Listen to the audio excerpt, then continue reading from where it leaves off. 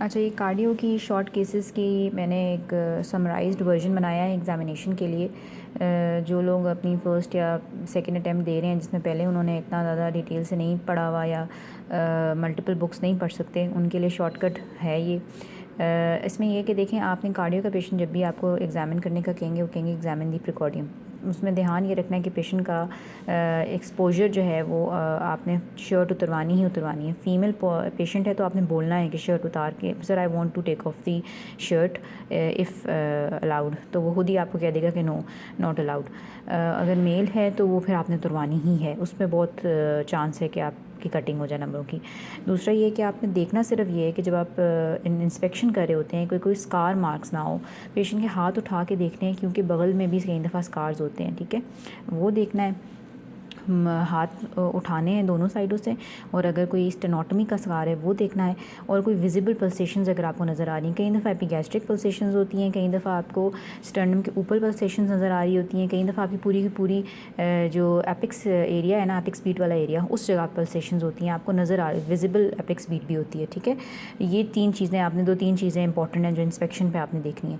उसके अलावा अगर आपको नज़र आ जाता है कि पेशेंट का माफोनॉइड हैबिटस है, या पेशेंट जो है उसमें कोई रूमेटोलॉजिकल डिज़ीज़ के साइन सिम्टम्स हैं, SLE है मरीज़ को, कोई रैश है स्पेसिफ़िक, आपको लगता है कि पेशेंट के कोई पैलर बहुत ज़्यादा पेल हुआ है, पेशेंट ओवरलोड में है, कोई एविडेंट चीज़ जो आपको वैसे ही नज़र आनी ही है, उस पर आपने थोड़ा सा बस ध्यान देना है, ठीक है। बाकी इंस्पेक्शन बहुत लंबी चौड़ी नहीं करनी। मेनली एपिगैस्ट्रिक पल्सेशंस या पल्सेटिंग एपिक स्पीड या pulsation anywhere in the epigastric in the precordial area, और प्लस जो स्कार है, ये 2 चीज़ें हैं, ठीक हो गया।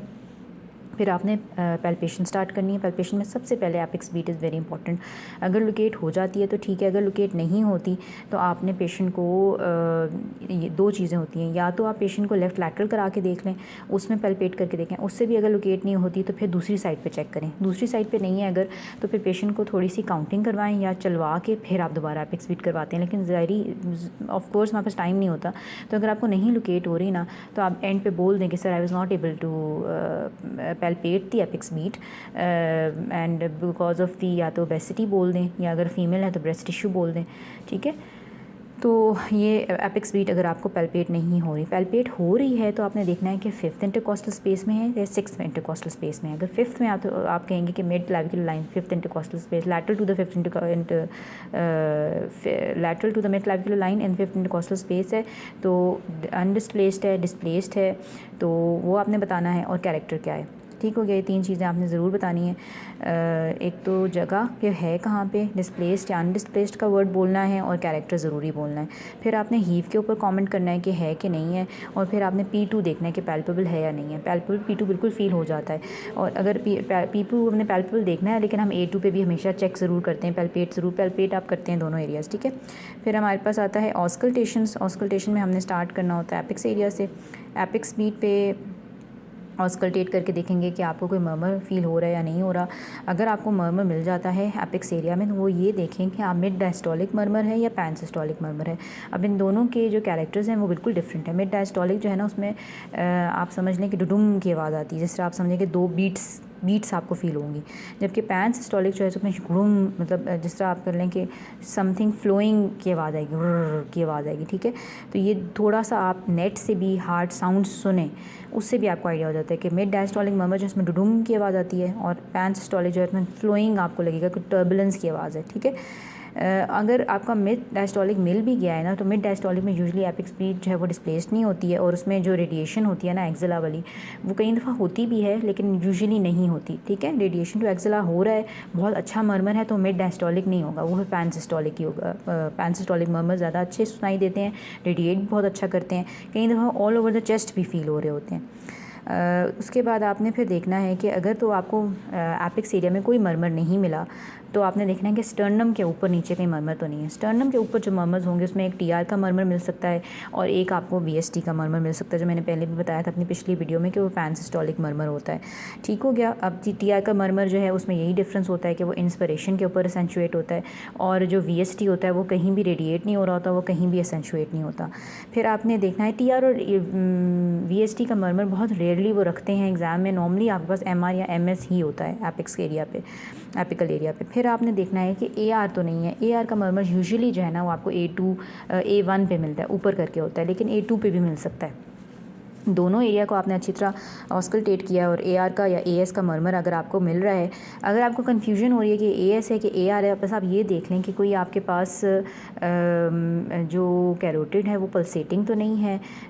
फिर आपने कोलैप्सिंग पल्स चेक करेंगे। पल्स कोलैप्सिंग अगर है तो डेफिनेटली AR है, ठीक है। लेकिन आपको अगर कहीं भी पल्सेशंस फील हो रही है ना, तो वो यूजुअली आपके पास AR होता है जिसकी पल्सेशंस होती हैं। AS में आपको पल्सेशंस लेस लाइकली है अनलेस कि मिक्स्ड एओर्टिक वाल्व डिजीज़ है। फिर आपको दोनों मर्मर्स भी मिल सकते हैं और फिर आपको ये भी हो सकता है कि साथ पल्सेशंस भी हों और AS का मर्मर भी हो। अब उसमें होता ये डिफ्रेंशिएट कैसे करें। अगर दोनों मर्मर्स इकट्ठे आ जाएँ तो आपको नहीं पता चल रहा होता कि यार मैं क्या करूँ, तो आपने फिर एक तो पल्स देखनी है कि कोलैप्सिंग पल्स है कि नहीं है, और दूसरा जो है ना वो आपने BP चेक करना होता है, ठीक है। अब इसमें मैंने यहाँ पे जो है ना सिर्फ ऑस्कल्टेशन में मैंने लिखा हुआ है आगे कि जो मर्मर है वो रेडिएट कहाँ कर रहा है और पल्स प्रेशर कैसा है, ठीक है। लेकिन ये मैंने इधर यहाँ पे पल्स मेंशन नहीं की हुई कि पल्स मेंशन की हुई है, बल्कि नीचे कोलैप्सिंग पल्स आपने ज़रूर चेक करनी है। साथ आपको अगर AR मिला तो dancing carotid, femoral bruit, pulsating uvula, head nodding या हेड बॉबिंग कह सकते हैं, एपिगैस्ट्रिक पल्सेशंस मिलेंगी आपको।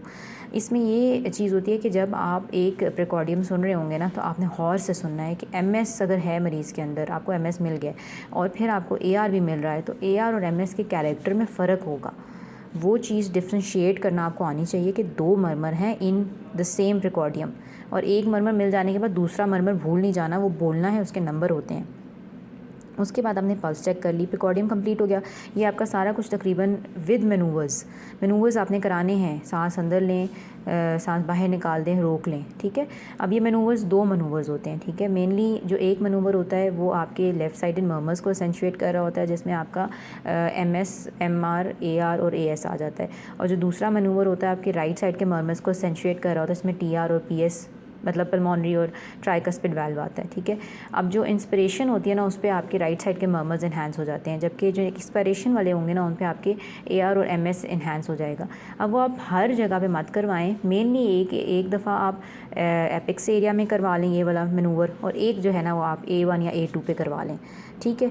और एक जो है वो आप ट्राइकस्पिड के लिए स्टर्नल एरिया पे रख कर आप इंस्पिरेशन में होल्ड करवा लें। बस बहुत ज़्यादा आपने मैनूवर्स नहीं करवाने। जब आपको पता है कि आपका मर्मर है ही नहीं, अगर पल्मोनरी एरिया में कोई मर्मर नहीं सुनाई दे रहा, तो उसमें मैनूवर हर जगह नहीं करवाना। एक दफ़ा आप ट्राइकस्पिड पे करा लें। अगर आपको लगता है कि पल्मोनरी स्टेनोसिस है, जो कि लेस लाइकली है, बहुत रेयर है, या पल्मोनरी हाइपरटेंशन को आप मतलब आपको लग रहा है कि पल्मोनरी हाइपरटेंशन भी है, पल्मोनरी स्टेनोसिस भी हो सकता है, उसका आपको मर्मर फील हो रहा है, तो फिर आप मैनूवर करा के रूल आउट कर लें, ठीक है।